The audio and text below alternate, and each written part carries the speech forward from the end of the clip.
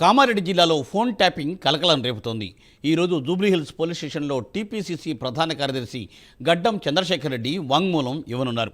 చంద్రశేఖర్ రెడ్డితో పాటుగా ఆయన పిఏ కరుణాకర్ రెడ్డి, డ్రైవర్ అశోక్, కాంగ్రెస్ నాయకులు అరవింద్ కూడా వాంగ్మూలం ఇవ్వనున్నారు. అలాగే 2-3 రోజుల్లో కాంగ్రెస్ లీడర్ దేవరాజ్ గౌడ్ కూడా సిట్ అధికారులకు వాంగ్మూలం ఇస్తారని తెలియవస్తోంది. అసెంబ్లీ ఎన్నికల సమయంలో దేవరాజ్ గౌడ్ ఫోన్ ట్యాప్ అయినట్లు సిట్ అధికారులు గుర్తించారు.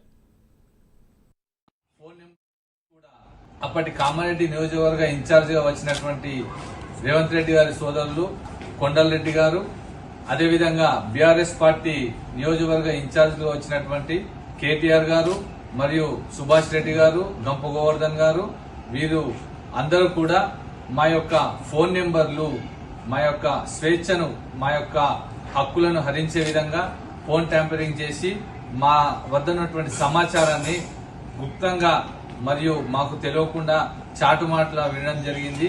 ఈ నేపథ్యంలో ఎన్నోసార్లు, అంటే సుమారు ఒక 3 సార్లు కూడా మా ఇంటి పైన పోలీస్ దాడులు జరపడం జరిగింది.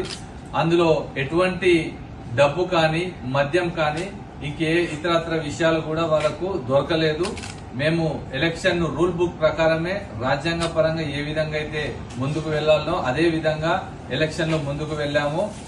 ఏదైతే ఈ ఫోన్ ట్యాంపరింగ్ చేయడం ద్వారా మా యొక్క సమాచారాన్ని మేము మరియు కార్యకర్తలము, పార్టీ కార్యకలాపాలన్నిటి కూడా వాళ్ళు దెబ్బతీసే విధంగా చేసి మా ఓటమి మరియు వాళ్ళ ఓటమి కూడా అదే కారణాలుగా చూపించడం జరిగింది. కాబట్టి ఇటువంటి ఫోన్ ట్యాంపరింగ్ చేసినటువంటి వ్యక్తుల్ని చట్టపరంగా, ఖచ్చితంగా, న్యాయపరంగా, రాజ్యాంగ పరంగా శిక్షించే విధంగా కూడా మేము ముందుకు పోతామని తెలంగాణ రాష్ట్ర ప్రభుత్వం